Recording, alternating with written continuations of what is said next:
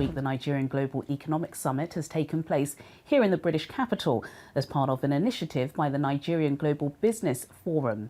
The two-day event has focused on three key areas, which include the role of global Nigerians in nation building, a detailed assessment of critical sectors, and the post-2023 economic outlook. Channel's Business Global was given exclusive access. One would have thought that because of the election period that is just about to start today, we would wait and with the new government know what their plans are in terms of policy direction and whatever they are considering in terms of the program for the country. But we're taking it from a different perspective entirely. It says Outlook 2023, the Nigerian Global Economic Summit. So it is from the perspective of Nigerians in the diaspora, global Nigerians. Now, just to point here that we are talking about a sub-economy of about 150 billion pounds with an annual remittance of $25 billion into Nigeria. I think we can actually take a deep breath there in understanding the significant role that this group of people can play and must play in terms of transformation in Nigeria. Aspects of transformation in economy and also social. So we are going to be, over the next 2 days, hearing from speakers across the globe who will be addressing various aspects of interest, whether it's in technology, in education, in agribusiness, basically pointing at the prospects and the huge potential that Nigeria has to give. Just like I said, this is a community that can play a definite and significant role in terms of moving Nigeria to where Nigeria ought to really be. And that is why we're here over the next 2 days. The diaspora tend to be more exposed, more knowledgeable in finance. You go through mortgages, loans, so everything, credit, so you understand it a bit more. And also, you see, that is needed. And there's a lot of private sector participation that is happening. People are coming back and setting up farms and competing, and showing the way that no, that's not the way it's done. It must be structured. It can't just be business like usual. So that is going to be very key in West African economies and the African economy, particularly as we go into the African continental free trade area.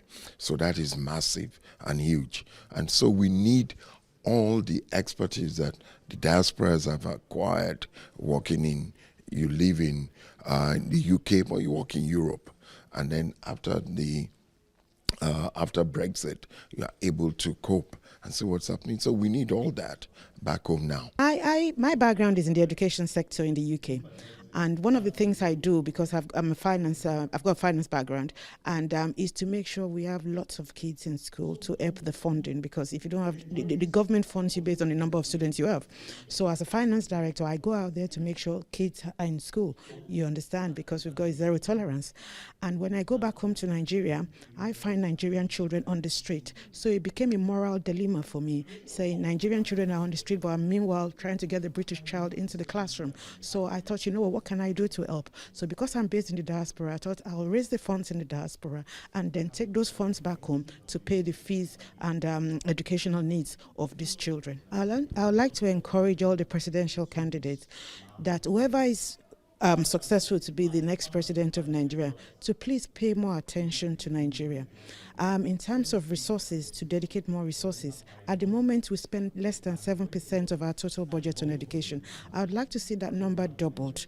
We need to invest in our education system. Lots of children are out of school. University undergraduates are out of school as well. Our educational system is in a meltdown. So I would like to encourage the government to actually pay attention today. Actually, it should be a standing agenda item at the weekly government meeting. So this will be my plea to whoever becomes the next president of Nigeria.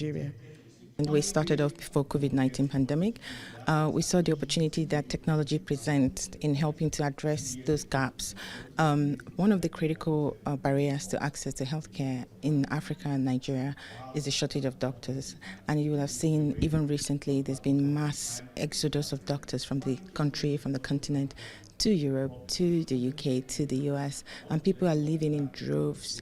The WHO reckons that Nigeria only has about 10% of the healthcare workforce that we need to our population size. And assuming we have everything in place right now in terms of the money, infrastructure, everything, it would take us about 10 decades to get to that number, the doctor to patient ratio that we need, to population ratio that we need.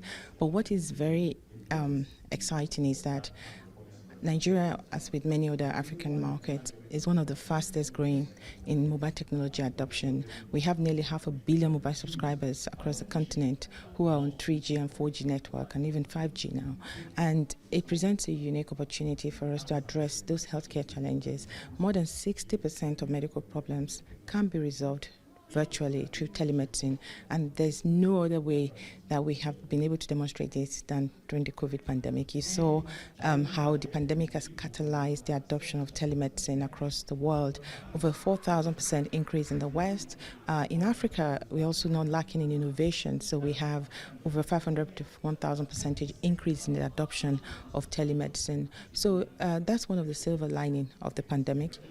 We have so many programs, and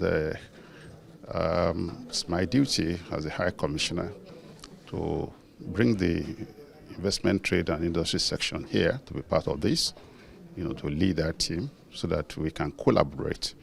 And that kind of synergy between the public and private sector is very important. Like I always say, it's time we move from talk and talk to talk and do. And that's just the objective of being here today.